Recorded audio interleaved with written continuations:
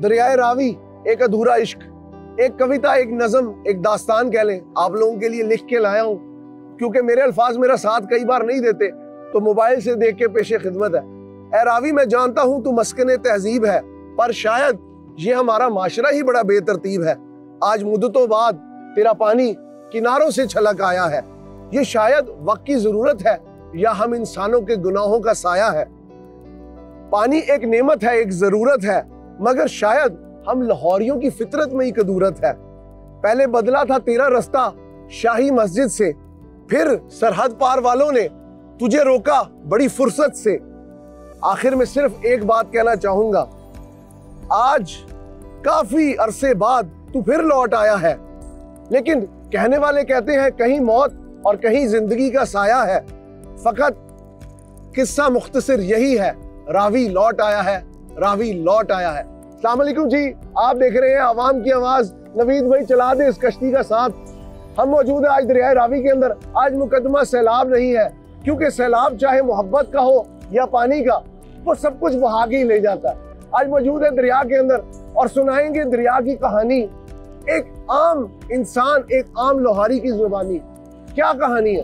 दरिया का मुकदमा सिर्फ यही है। आज हम पहली बार आपको एक दूसरे किनारे की तरफ लेके आए हैं। ये मेरे पीछे मौजूद लाल रंग का रेलवे का ब्रिज इस बात की अक्कासी करता है, इस बात का गवाह है कि ये दरिया सदियों से बह रहा है। ये ब्रिज गोरे दौर का बना हुआ है, वो गोरा दौर जिस दौर में इस दरिया के अंदर स्टीम इंजन चलते थे, वो गोरा दौर जिधर कामरान मिर्जा की बारादरी पे मल्लाहों के लिए एक सर्च लाइट टावर था, वो गोरा दौर जिसके अंदर ये दरिया अपनी पूरी ताकत और अपनी पूरी रानाई से बहता था और इसका मरकज शाही मस्जिद और लाहौर का शाही किले का दरबार था। लेकिन आज वक्त की सितम ज़रीफी देखिए, या दरियाओं के साथ नफरत का एक रवैया हमने रवा रखा। पहले 1960 में इस दरिया को, इस पानी के मस्कन को, इस लाहौर के पानी के मंबे को हमने भारत को सिर्फ 100 करोड़ रुपए में 3 दरिया बेचे, रावी, सतलुज, ब्यास। और आज कहने का मकसद सिर्फ ये है, दोनों किनारों पे बसती है प्यास। और जब आता है गर्मियों का मौसम और पहाड़ी चश्मे जब उगलते हैं पानी, तो हर तरफ हो जाता है पानी पानी और दुहाई आती है कि सैलाब आ गया, हमें बर्बाद कर गया। बर्बाद करने वाले हम कौन हैं? हम खुद हैं। क्यों मैंने कहा कि हम लाहौरियों की फितरत में कदूरत है या ये वक्त की जरूरत है? क्योंकि हम लोगों का मिजाज ये बन गया कि हम अपने से ऊपर किसी को देखते नहीं। ये वो दरिया है जिसके अंदर कई अनवाع अक़साम की मछलियां, कई तहजीबें, कई लोक दास्ताने, कई रोमानवी कहानियां इसके साथ जुड़ी हुई हैं। आज नवीद मल्लाह की इस कश्ती से इस दरिया का मुकदमा पेश करने का मकसद सिर्फ यही है कि आपको दरिया पानी का सैलाब नहीं, दरिया एक मोहब्बत से भरा हुआ लुबो लुबाब है, एक ऐसा पानी का जखीरा है जिसने आपकी और मेरी जिंदगी को गुज़िश्ता कई हजार साल से आज तक चलाने में बड़ी मदद दी है। आगे चलते हैं और दरिया के कुछ और मनाजिर आपके रूबरू कराते हैं। हमारे साथ रहिए।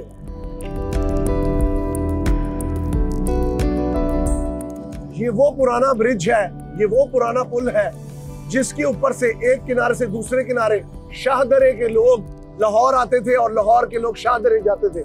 एक बात का इजाफा करता चलूं, शाहदरा इसको क्यों कहते हैं? जब बादशाह लाहौर एंटर होता था, लाहौर में दाखिल होता था, तो उसको कहते थे शाह का दरा, शाह के गुजरने की जगह, बादशाह के गुजरने की जगह।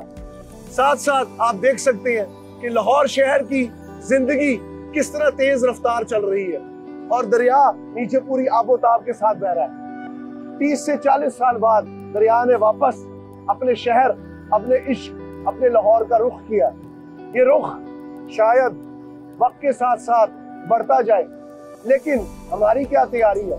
बहुत बड़ा सवालिया निशान आपके लिए छोड़े जा रहा हूँ। आगे जाके आपके रूबरू होंगे एक और अल्फाज की कहानी के साथ। अभी मैं आपको एक चीज दिखाना चाहूंगा। अगर आप देखें इस वक्त दरिया में जो बहाव है वो करीबन 50,000 क्यूसिक का है और ये बहाव बारिश के साथ साथ बढ़ता जा रहा है। ये पहली बार है कि सितंबर के अवाइल आ चले हैं, लेकिन दरिया अपनी पूरी ताकत के साथ बह रहा है। क्या ये खूबसूरत मंजर नहीं है?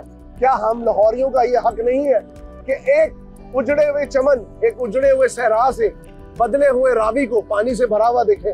आज देखकर दिल में तमान्नत और खुशी के जज्बात हैं। जी व्यूअर्स, आप देख सकते हैं वो तारीखी रेलवे का ब्रिज जिसकी बुनियादें गोरे दौर की बनी है। मैं मानता हूं कि उस गोरी सरकार ने, उस ब्रिटिश ईस्ट इंडिया कंपनी ने हमारे साथ बड़े बड़े ब्लंडर किए।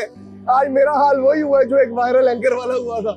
लेकिन इस ब्रिज की बुनियादें आप देखें, 150 साल पुराना ये ब्रिज आज भी पूरी ताकत के साथ खड़ा है। कई सैलाबों का मुकाबला कर चुका है, चाहे वो सैलाब 58 का हो या वो सैलाब हो 2025 का। इस खस्ता हाल ब्रिज को अगर देखें, ये हमारे बने हुए नए पुलों से बेहतर है। क्या गोरे हमारे अपने थे? बिल्कुल नहीं। वो इस सोने की चिड़िया को चांदी का, पीतल का बनाने आए थे। लेकिन क्या आज हमने इस दरिया के साथ कोई इंसाफ किया है? फिर किसी ने सही कहा है, वो गोरी सरकार बेहतर थी, क्योंकि आज की सरकार तो बेकार है। या ये कहना बेजाना ना होगा कि आम बंदा इस सरकार के पीछे लग के जलील और रुस्वा और ख्वार है। ये देखिए, ये ब्रिज, इसकी बुनियादों से निकलता हुआ पानी। आज मैं अपनी जान को अगर देखा जाए हथेली पे रख के इतनी दूर आया हूँ। शायद ही कोई टीवी प्रोग्राम करने वाला, कोई एंकर अपनी जान को जोखों में डाल के यहाँ तक मौजूद है। लेकिन दिखाना क्या मकसूद है? दिखाना है रावी की कहानी। देखिए इस संगीन ब्रिज को, इसके अंदर लगी हुई मेखें देखें, मोड़ ले आगे से। ये वो जफाकश जानसार मल्ला है जिन्होंने हमें यहाँ पे लाने के लिए मदद की और हामी भरी। रेस्क्यू के जराए हो, कोई हो। और साथ साथ मैं आपको एक और बात बताता चलूं, ये मेरे दोनों खुले हाथ इस दरिया को अपनी तरफ पुकार रहे। ये क्यों पुकार रहे? पानी से इश्क, दरियाओं का इश्क मजबूर कर लाया है। मुझे तैरना नहीं आता, मुझे इस दरिया की गहराई का अंदाजा नहीं है, लेकिन क्या करें उस मोहब्बत का जो आपको मजबूर कर देती है दरियाओं के संगम में उतरने को। क्योंकि शायद चाहे सोनी महिवाल हो या चाहे हीर रांझा हो या ससी पुन्नू हो, दरियाओं का जिक्र हर मोहब्बत में मिलता है। और ये जो लाहौर से मोहब्बत है वो किसी और से नहीं, इसी लाहौर से मोहब्बत है। और रावी का अधूरा इश्क मैं इस स्टोरी के शुरू में ही बयान कर चुका। आगे चलते हैं, दरिया के और मंजर दिखते। जमीन भाई, अस्सलाम वालेकुम। वालेकुम अस्सलाम। सितंबर के अंदर दरिया के संगम में इतना पानी देख के कैसा महसूस हो रहा है? पानी देख के तो बहुत अच्छा लग रहा है, लेकिन यहाँ जो तबाही है ना, उसका दिल अफसोस है। लेकिन पानी जो है ना, ये एक नेमत है। नेमत है, इन लोगों ने जहमत बना दिया, लेकिन है ये नेमत। ये दरिया देख कर दिल खुश होता है, दिल खुश होता है, दिल खुश होता है कि इत्मीनान मिलता है। अच्छा एक बात बताइए, आपने तो जिंदगी गुजारी है, जवानी जब आतिश जवान थे, जब जवानी जोरों पे थी, क्या कभी इस दरिया पे आकर किसी के बारे में सोचा है? कभी नहीं। जब जवान थे, यकीन करो, इतने पानी को कुछ समझते नहीं थे। अच्छा, अभी पानी उतना नहीं है, अभी पानी बिल्कुल 50,000 क्यूसेक है, बिल्कुल नॉर्मल है। 50,000 क्यूसेक है, तकरीबन इतना है, 50,000 क्यूसेक है। मेरे पस मंजर में कामरान मिर्जा की बारादरी है। कौन कामरान मिर्जा? वो कामरान मिर्जा जो मुगल सल्तनत का एक अहम सतून था।